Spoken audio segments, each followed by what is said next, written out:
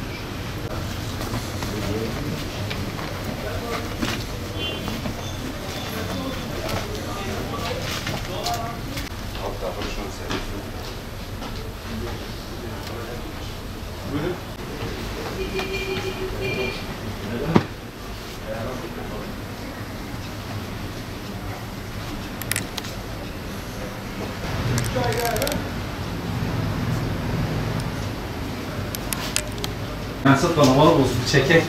Bira parasını mı gel lan abi ya.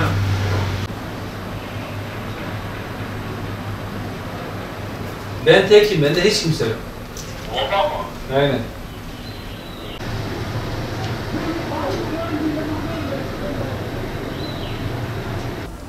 Şimdi öncelikle şöyle söyleyeyim, bundan 5-6 sene önce kadar pandemi diye bir olay gündemde yokken hac ve umre işini yapan esnaflarımız çoktu. Allah hepsine bin versin, hepsinde işleri güçleri iyiydi. Bu işleri güçleri iyi kişiler arasında bizler de vardık. Tabi dünya genelinde bir salgın oluşunca ister istemez bu tüm sektörleri etkilediği gibi bizim sektörleri de etkiledi. 2 yıldan beri kapalıyız. Zor zekat ayakta kalmaya çalışıyoruz. Bu süreç içerisinde kapatan esnaflarımız oldu, arkadaşlarımız oldu. Biz zar zor ayakta durmaya çalışıyoruz. Eşimiz, dostumuz sağ olsun. Kötü günlerimizde, zor zamanımızda durdu ama onların da ister istemez kendi çapında ödemeleri oluyor. Dolayısıyla bize yaptıkları yardımları tekrardan talep ediyorlar bize. Şu süreç içerisinde bizim de bunları vermeye gücümüz yok. Şimdi atar kurşunumuz sadece Suudi Arabistan'ın Türkiye adına yapacağı açıklamaya bağlıyız diyebilirim size yani sadece. Bir açıklama yaparsa inşallah işlerimiz açılacak. Görüşmelerimiz devam ediyor. Gerek biz olsun, gerek yetkili kişiler olsun. Diyanet İşleri Başkanlığı'na yazı yazıyoruz, dilekçe yazıyoruz. Lakin bu dilekçelerin herhangi bir olumlu sonuçlarını almıyoruz. Şimdi ülkemizde biliyorsunuz Müslüman bir ülkede yaşıyoruz. Hac ve umre hem dinimiz açısından hem de insanlarımız açısından önemli bir etken taşıyor. Şimdi bu insanlarımız hac ibadetlerini, umre ibadetlerini gerçekleştirmediği için dolayısıyla hem ülke adına maddi manevi sıkıntılar yaşıyoruz. Bu da ister istemez bize yansıyor yani. Bu sıkıntı bu şekilde devam ederse ister istemez biz de yani yapacak bir şeyimiz yok. Kapatmak zorunda kalacağız. Ya sektör değiştireceğiz ya da kapatacağız. Çünkü artık dediğim gibi atar kurşunumuz hiç kalmadı. Dayanacak gücümüz de kalmadı açıkçası. Boştan boşa kira veriyoruz, eleman çalıştırıyoruz. Vergilerimiz olsun, kendi kişisel giderlerimiz olsun artık yetişemez duruma geldik. Bir an önce yetkililerimizden bu duruma el atmalarını ve biz esnaflarımızın artık sorunlarını çözmelerini talep ediyoruz. Şimdi bizim geçen 2 yıldan beri hac ve umre diye bir şey yok. Yani sektörümüz perişan durumdadır. Devletimizden Allah razı olsun. Devletimiz bize bir 3.000 lira bir yardım etti. Etmedi değil. Keşke daha büyük bir yardımlar etseydi yani. Kiralarımızın yüksek oluşundan dolayı esnafımız bir türlü yani siftahsız kapatıyoruz. Haç umre olmayınca ne yapsın adam? Hiçbir şey yok. Sadece sabah işe geliyoruz, dükkanımızı açıyoruz, akşama gidiyoruz. Bir ekmek parası çıkarırsak ne mutlu bize. Maalesef herhangi bir şey yok. Yani bu sıkıntımız devam ediyor. Dediğim gibi yani Suudi Arabistan keşke Türkiye'ye yanaşsa. Yani Suudi Arabistan Türkiye'de kazandığı hiçbir yerde kazanmıyor. En büyük ticareti de Türkiye'den yapıyor. Ama maalesef Suudi Arabistan bir kere Türkiye'ye karşı bir soğuktur. Nedense Türkiye herhangi bir isim vermiyor. Herhangi bir şey de yaptığı yok.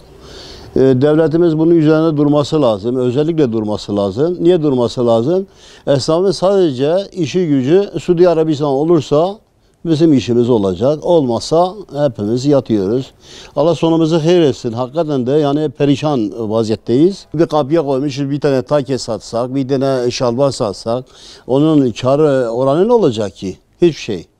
Yani elektrik paramızı çıkaramıyoruz. Bu salgını en çok burada etkilenen sektörel olarak biz olduk. Malum şu an için gündemimize bakarsak açılmadık hiçbir sektör kalmadı. Ama maalesef bizden dolayı hiçbir açıklama, hiçbir olumlu bir sonuç daha elde edemedik.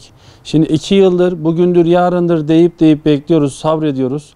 Ama sonuç olarak yani baktığımız zaman açılmadık hiçbir sektör yok. Ama biz bu esnaf olarak cidden kan alıyoruz artık.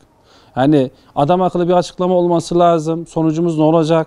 Bugün Kabe olarak açıklama yapıldı. 33 ülkeye yasak verildi.